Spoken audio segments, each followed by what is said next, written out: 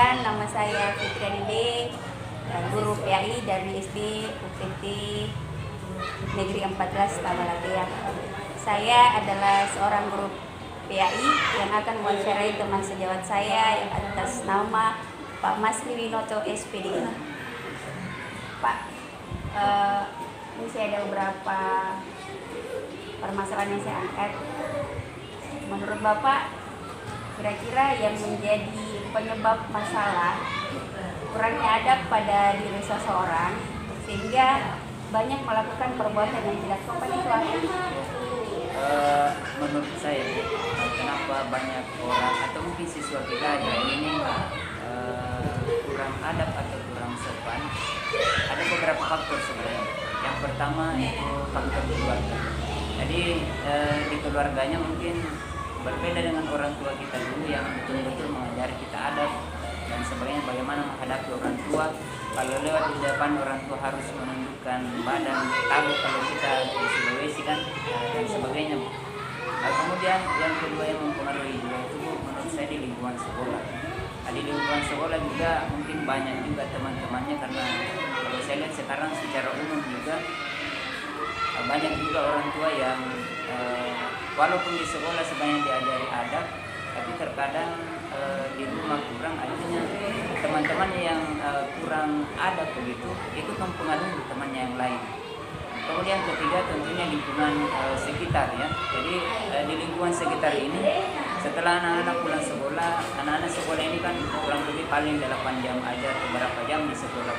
Sementara sebagian besar dia besar di lingkungan sekitar gitu. Jadi pada saat pulang sekolah, kemudian mungkin malam juga ada yang mungkin mabar, main bareng dengan temannya, main game dan sebagainya, itu menurut saya sangat mempengaruhi. Tapi tentunya kalau menurut saya ini menjadi salah satu juga kalau di materi agama kelas 6 itu salah satu ciri-ciri tanda-tanda kiamat kecil. Tanda-tanda kecil kiamat itu adalah kurang diperhatikannya ilmu agama.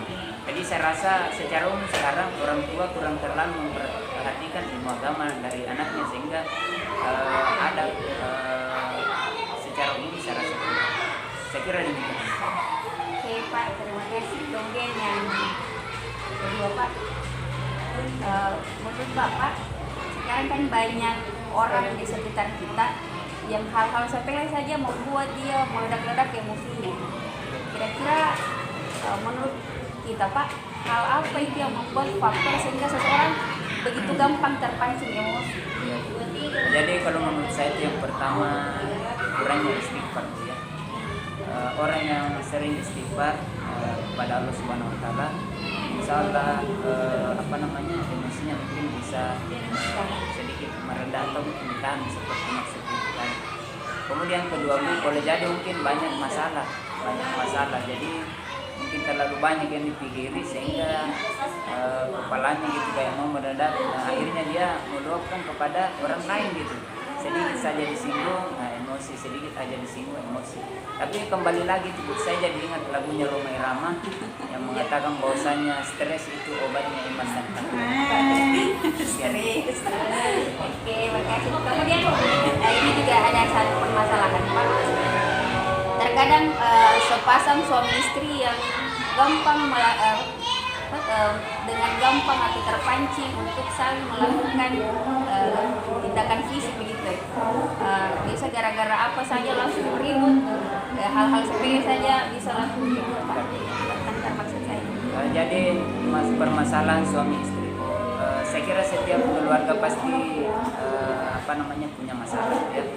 Seperti halnya dengan kapal itu pasti dia punya ombak.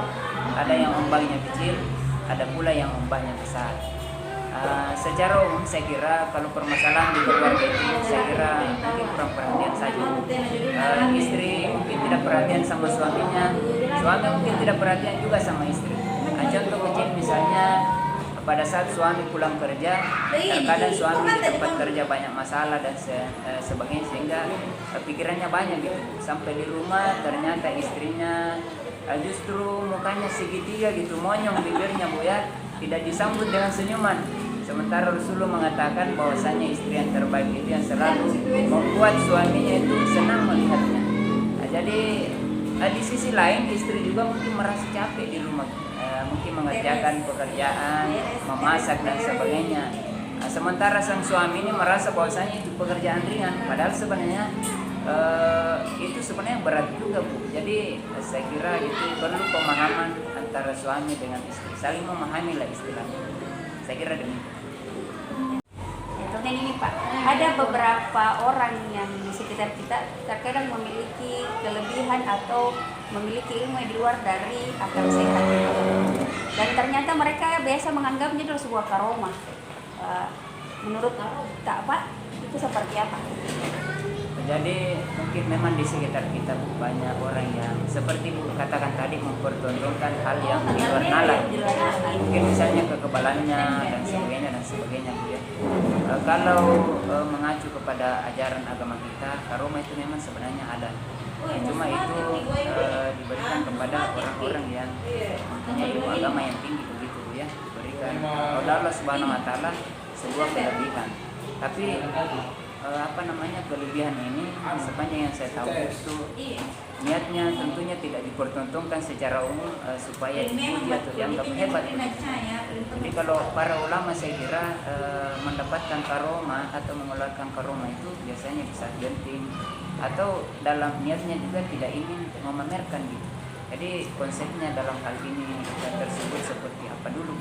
Karena boleh jadi terkadang juga ada orang yang menganggap dia mempunyai karomah sementara yang dia lakukan itu mungkin boleh jadi ilmu sihir gitu dan sebagainya, justru bukan karomah, justru dia mungkin bekerja sama dengan setan dengan bacaan-bacaan atau jampi-jampinya begitu.